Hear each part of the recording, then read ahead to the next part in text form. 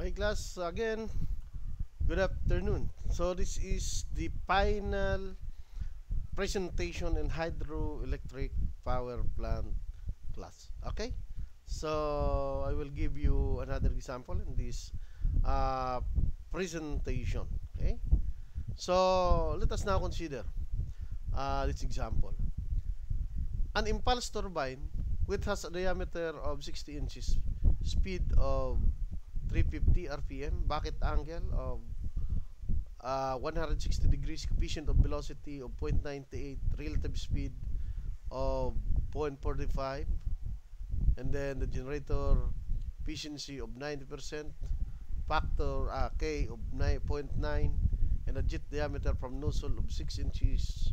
Compute, okay, power input, power output, and then total electrical energy generated if it operates at 8,760 hours. Okay, so let us now consider the solution. Power input is equals to the unit weight multiplied by Q and effective head, and knowing that the peripheral coefficient is equals to velocity of the runner divided by the velocity of the jet, or that is pi dn over square root of 2gh. Okay, so substituting values now, we can easily determine the effective head of this uh, power plant. Okay, so the effective head now is 643.817 feet. Okay, so actual velocity now is equals to the velocity coefficient multiplied by square root of 2gh, so that is now 199.549 rather feet per second, or almost 200 feet per second. So getting now the discharge, that is Q equals to area, cross-sectional area of the penstock rather, multiplied by its velocity. So pi d square over 4, area is equals to 0.19635 square feet.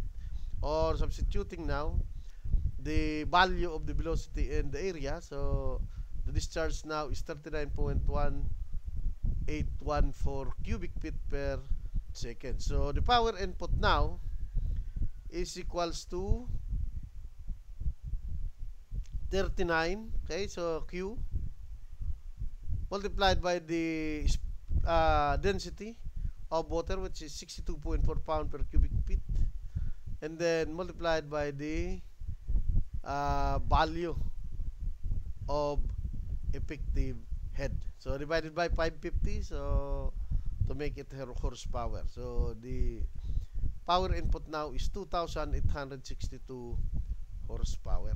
Okay, so for the power output, so power output is equals to 2 pi Tn, okay, so over 60.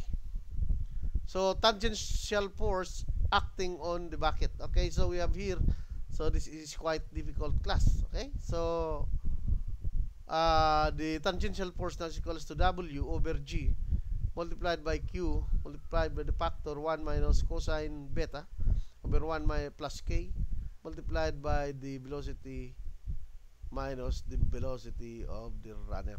Okay, so or simply peripheral coefficient equals to U over V.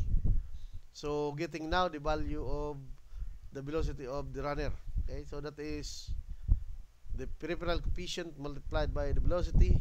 Substituting values, the value obtained is 91.63 feet per seconds. Okay, okay, so substituting values now, the value of the tangential force acting is 12,246.8 pounds. Okay, so getting now the torque, so torque equals to F multiplied by R. Since the diameter of the runner is 30, so the torque now generated is 30,617 foot-pounds. Okay, so for the power output now, 2 pi Tn over 33,000 to make it horsepower, so that is equals to 2,040 horsepower. For the electric energy generated, so that is 20,040 multiplied by 9 multiplied by 0.746, changing this to kilowatts. So multiplied by the 8,760 hours per year, the energy generated is 11,998,187 kilowatt hours. Okay? So thank you very much, class. So I think it is now very sufficient for you. The given examples, I think it is now very clear for you. Okay? Thank you very much.